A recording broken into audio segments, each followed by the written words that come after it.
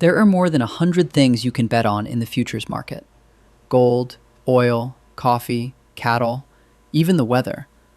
But there is exactly one food on Earth that's illegal to trade, and it's been illegal for almost 70 years.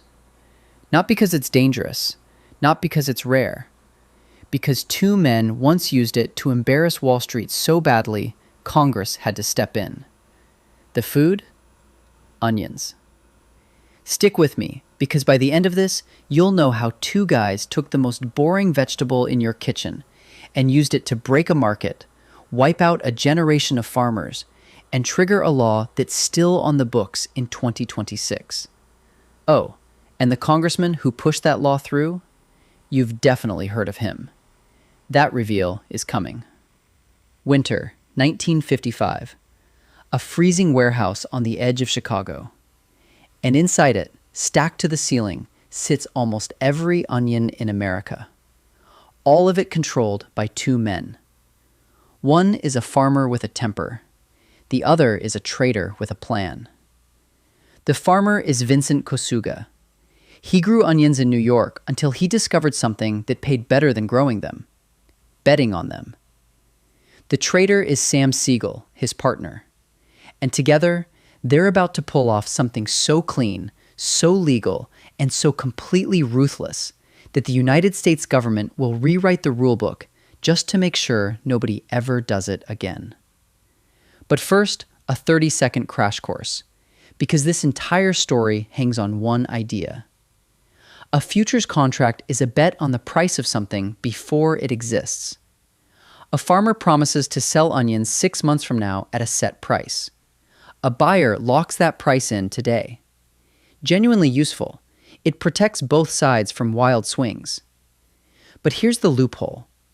You don't need to own a single onion to play. You can buy and sell these contracts like trading cards, gambling purely on which way the price moves. Now, picture buying every umbrella in town the night before a storm. Tomorrow, you don't just own umbrellas. You own the price of staying dry. That's called cornering a market. And that is exactly what Kosuga and Siegel set out to do. By late 1955, quietly, sack by sack, the two men had bought up roughly 98% of every onion in Chicago, millions of pounds, plus a mountain of futures contracts stacked on top. Let that sink in. They didn't have a position in the onion market. They were the onion market. And here's where clever turns diabolical. When you control almost all of something, you don't just control the supply. You control the story everyone else has to believe. So Kosuga and Siegel paid a visit to the onion growers, the actual farmers, and they came bearing what sounded like a gift. Boys, this market's about to be flooded. Prices are going to crater. But we'll buy your stock right now and hold it off the market. Prices stay high. Everybody eats. And if we say no, then I dump every onion I own, and yours won't be worth the dirt they grew in. Your call. The growers paid. They bought onions to prop up the price, exactly as the two men intended. Prices held. Shoulders relaxed. The farmers walked away believing they'd just dodged a disaster. What they'd actually done was fund their own execution. Because while Kosuga stood in front of them, hand on heart, promising to protect onion prices, he and Siegel were quietly placing a fortune in bets that those exact prices were about to collapse. Hold that thought. March 1956. The trap snaps shut. Kosuga and Siegel do the one thing they swore to the farmers they'd never do. They release the entire stockpile onto the market. All of it, at once. Where are all these onions coming from? It's Kosuga. He's dumping. He's dumping everything. We're done. Millions of pounds of onions flooded Chicago in a matter of days. And the price didn't fall. It imploded. Onions got so cheap that a 50-pound bag sold for less than the empty bag it came in. Hear that again. The packaging was worth more than the food inside it. And the farmers? Ruined. Men who had grown onions their entire lives watched a full season's work turn worthless overnight. Some found it cheaper to tip their crop into the Chicago River than to pay for the sacks to ship it. And Kosuga and Siegel, who had bet on the collapse the whole way down, reportedly walked away millions richer. Here's the part that should make your skin crawl. They hadn't broken a single law. And that was the problem.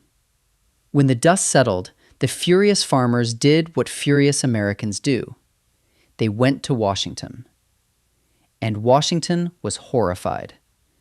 Not just that two men had gutted an entire market, but that every step of it had been perfectly legal. Enter a young congressman from Michigan, leading the charge to outlaw onion futures entirely. His name? Gerald Ford. Yes, that Gerald Ford. The man who would one day be President of the United States. So let me get this straight. Two men cornered the nation's onion supply, crushed the price, bankrupted the growers, and broke no law? Correct. Then we'll write one. And they did. In 1958, President Eisenhower signed the Onion Futures Act, a law that does exactly one strange, hyper-specific thing. It bans the trading of onion futures in the United States. Permanently. It has never been repealed. To this day, in 2026, you can trade futures on gold, oil, coffee, cattle, even the weather, but not onions. The humble onion remains the one food the American government looked at and said, too dangerous to gamble on. Now, here's what I actually love about this story. We talk about markets like they're weather systems, vast, faceless, unstoppable forces of nature. But the onion saga is proof of something stranger.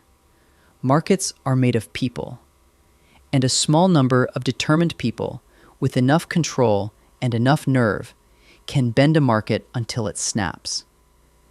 The lesson isn't that onions are cursed. It's this. Whoever controls the supply controls the price, and everyone else is just along for the ride. It's the same pattern behind every cornered stock, every hoarded sneaker, every limited drop you've ever rushed to buy before it's sold out. Concentration is power, and once you can see it, you'll start spotting it everywhere. Maybe the strangest part of all? That law, passed in a panic in 1958, is still sitting quietly on the books almost 70 years later, a permanent monument to two guys and a pile of onions.